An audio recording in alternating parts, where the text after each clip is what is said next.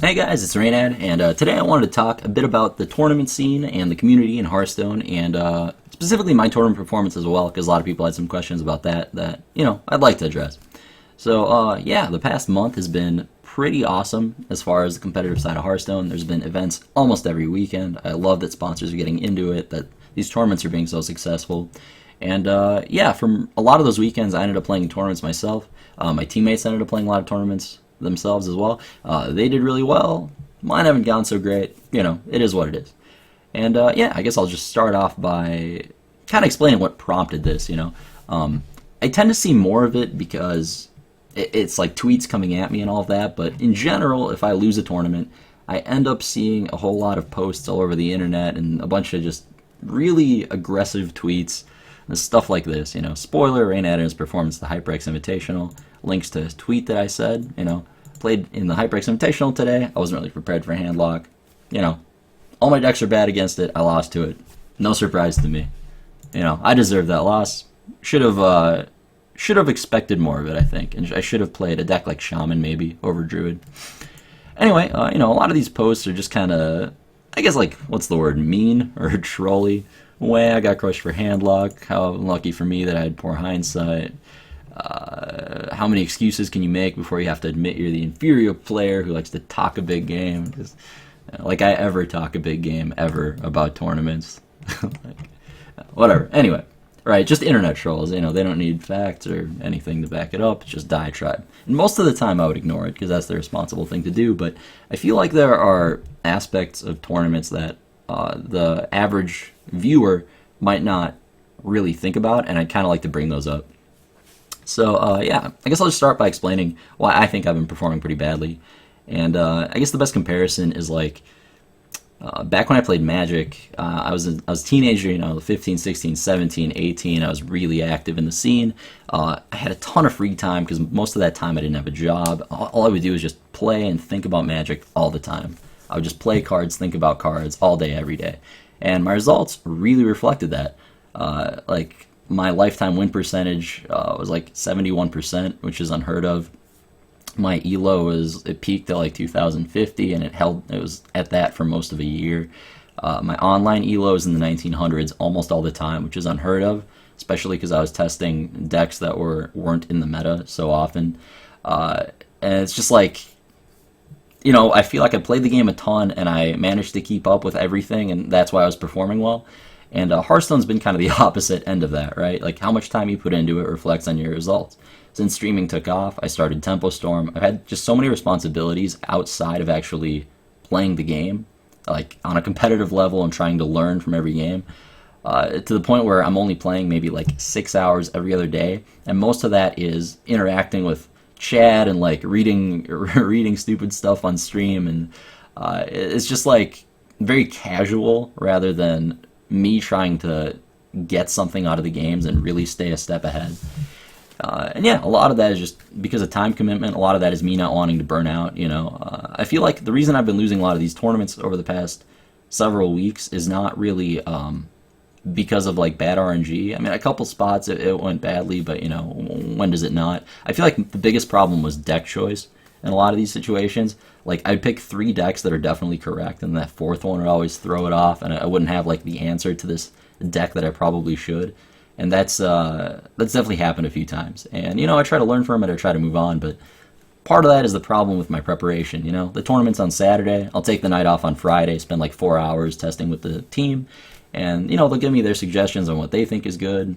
I'll tell them what I think is good. We talk about it, and I end up playing decks that I think will probably be good against the stuff that I will probably play against. And sometimes my like guess on what other people are going to play is off, and sometimes my yeah, it's stuff like that basically. Anyway, so yeah, like in this case, I think I brought Druid into this tournament. I think that was a mistake. That's on me. Deserved to lose. Shit happens, and move on to the next one. But the feedback from the community has been so incredibly like negative.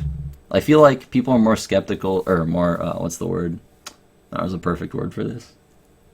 critical, I guess, of my tournament performance compared to almost any other player. And maybe I'm biased because, like I said, I'm getting this stuff tweeted at me. I'm not reading, other people's messages. But yeah, my performance hasn't been great this month, But I see people writing messages like, "Oh, why does he even get invited to tournaments?" Blah blah blah blah. And yeah, like I said, most of it's from haters. But in case there's some people that actually feel that way, I would like to talk about it a bit. So, in my opinion, at the top level of Hearthstone for most of these tournaments, not just tournaments, including ladder, like the top 200 ladder players, they're all almost identical skill level. Like these players will all make pretty much 2 to 3 mistakes per game, and the only thing that really sets them apart is their initiative and deck building to try to like be the first guy to play deck X, where they like climb it up to rank 2 or whatever. They like find that deck and they know like ways to counter what other people are playing and all that. Which is why I picked players like Tides, Gara, Hype. I think those players are all great at doing that. And yeah, so anyway, you go into these tournaments and all these players are pretty much going to make the same amount of mistakes per game, very few. What ends up being the difference between two skilled players winning and losing a game is mostly the deck choice, and RNG definitely plays a big role on cards like Ragnaros, stuff like that. Just draws a lot of the time. And it doesn't necessarily mean Hearthstone's an RNG game. I mean, it plays a role just like in any card game, but there is skill involved. Like, a bad player is not going to win a tournament. It's just one good player out of 8 good players will win a tournament, and he will be having above average luck on that particular day. That's kind of the way I look at it. And I understand that people are used to seeing esports like StarCraft or League of Legends or just Dota, where the better player wins. Like, the team that played better wins the game because there's no variance like that that's outside of the player's control. Like, a player plays better, they win. Ergo, if they have better tournament performance, they're the better player overall, right? In Hearthstone, it's not. It doesn't exactly work that way, right? Like, there are some players I feel like that have played very poorly in specific tournaments, and then they ended up like going really far in those tournaments. And then I feel like there are players that made 0 mistakes and picked perfect decks in certain tournaments, and they drop out very quickly. Like Savitz had a really bad run for a while, even though he was playing exceptionally well. Always played like fantastic lists, and yeah, I mean, shit happens. It's cards. That's how it works. You can't be that. You can't really be results oriented about it though, because that's like a really unhealthy mentality. Because, like, yeah, then you're assuming that a player that wins a tournament, even though he played that tournament terribly, is just like this insane, like, caliber, or how do I put this? Like, he's so much further ahead of the other players that day. It's not always necessarily true. Anyway, yeah, I think I could be playing better. I think the way you have to kind of think about it though is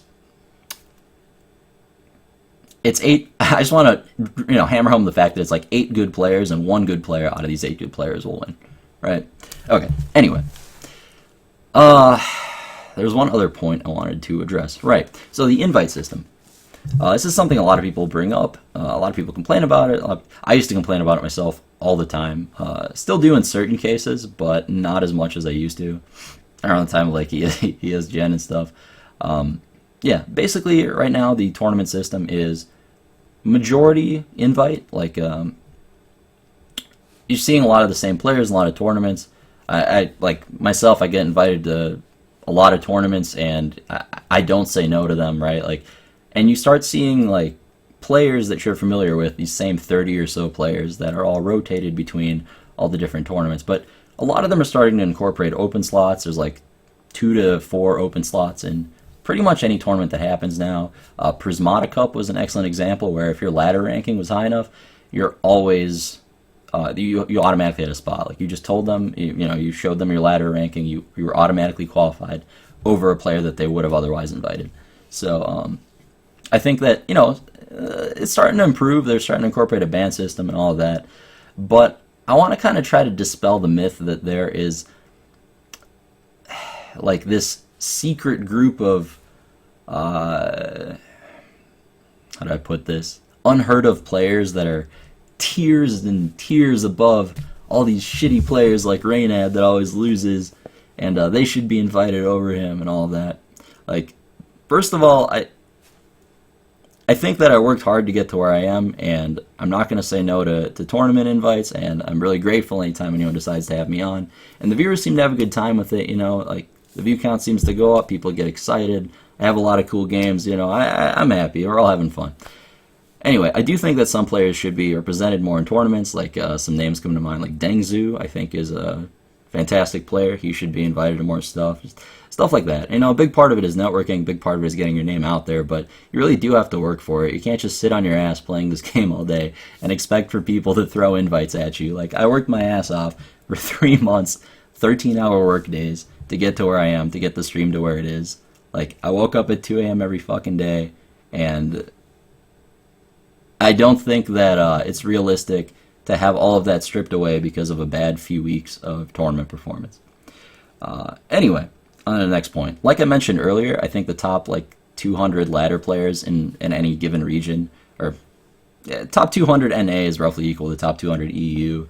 I think that all those players, like I said, are roughly equally skill level. So basically, I think that yes, the players that aren't getting invited are of comparable skill, but I also don't think that any player is so much further ahead of every other player in terms of playing the games and their chance to win a tournament.